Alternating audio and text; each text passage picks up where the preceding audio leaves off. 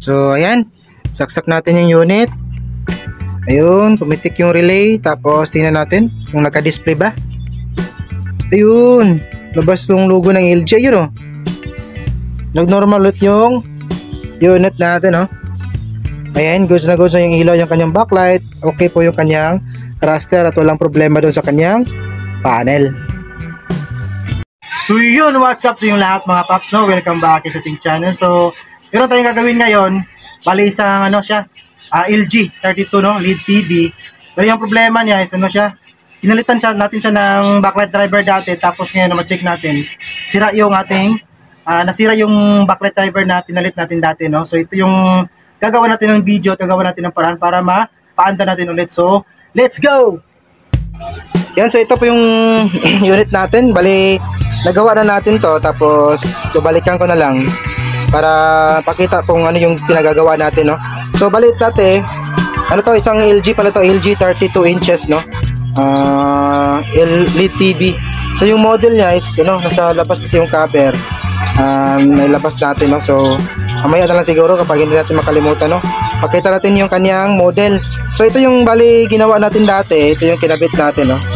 Yan siya, ganyan siya. So nasira, shorted po yung ating PWM, itong driver natin. So ko lang kung bakit ito nasira. Pero umabot na rin ng ilang taon bago to bumigay. So ngayon, naubusan tayo ng ganitong klase. Tapos yung available natin is for 32 inches. Tama lang pang 32. Pero kung ikakabit natin to, ano siya, mahina yung ilaw ng backlight natin. So gumawa tayo ng ibang paraan para mabalik normal yung ilaw ng ating backlight. So wait lang at may tumawag, no? So ito, continue po tayo, no? Bale, ito na po yung ginawa natin, ayun, no? Ayan. So yung original na backlight driver nito, yung may board dito, ito yung lalagyan niya. Natanggalan natin yung dati kasi pinalitan natin ng backlight driver. So ngayon, wala tayong spare. So ito nga yung ginawa natin dito. Tingnan nyo. Ito yung na-order natin sa online. Galing online to eh. Para siyang driver din ng mga LED bulb. Yung ilaw. So trinay ko to. Umilaw naman yung parang spare namin na ganito. Ayan, ginamit natin LED na yan. So ito yung nilagay natin, sinubukan kong nilagay. So umubra naman siya. At gumana naman normal yung ilaw ng ating backlight. So ito po yung kanyang tatak LED driver. Model FL8-18 watts. Yan yung input niya, tapos output niya. Ayan o. So marami to sa online. May ano to, nag-iisa lang kasi to eh, kasi spare to. Pero first time ko lang tong ginawa na ganito na yung, ito yung ginamit natin para sa pag-convert ng backlight natin at umubra naman. So ito na ano siya, 220 volts. 220 volts, hindi po siya 12 DC, hindi po siya 24, kundi 220 volts talaga siya.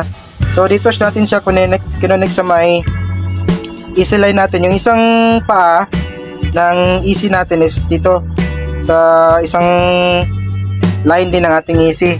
Tapos yung isang linya tinaan natin sa may relay.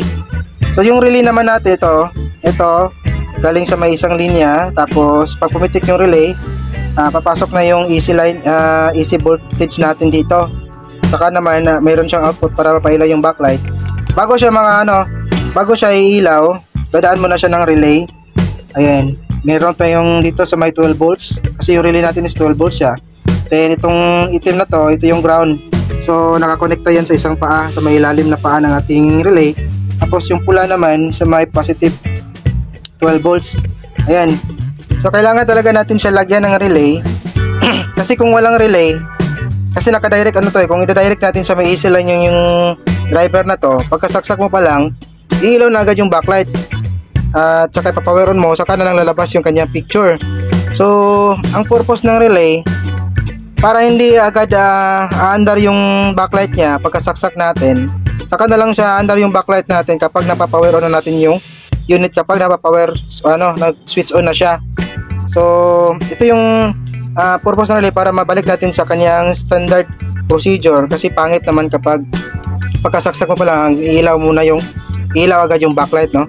So kung sakaling papower up ng customer yung unit tapos hindi ina-unplug, So iilaw pa rin yung backlight, mawala lang yung picture. So medyo pangit naman.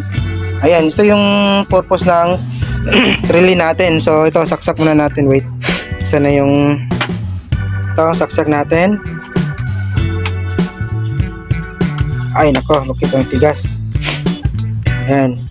So pagkasaksak natin, hindi po siya ilaw agad kasi kailangan pa natin i-switch on para mag-supplyan yung relay natin sa may 12 volts para gagana siya at makakaroon ng supply to. Saka na lang ilaw yung backlight. So papawarin ko lang ha.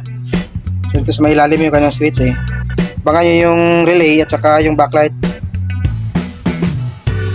Wait.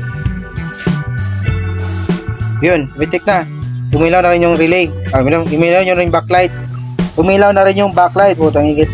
Tapos umitik na yung relay. So tingnan natin sa may loob. Ayun oh. Ayun. So balik normal na po yung display at ilaw ng ating unit. Matapos natin mapalitan sa may lead driver na spare natin, no? Ayan, so ipapower up ko lang dito. Tingnan natin. Ayun. So balik standby siya.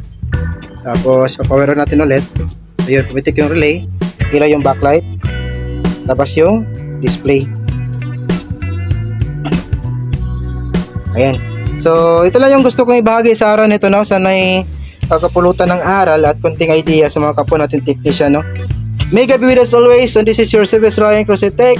See you in our next video. Bye bye.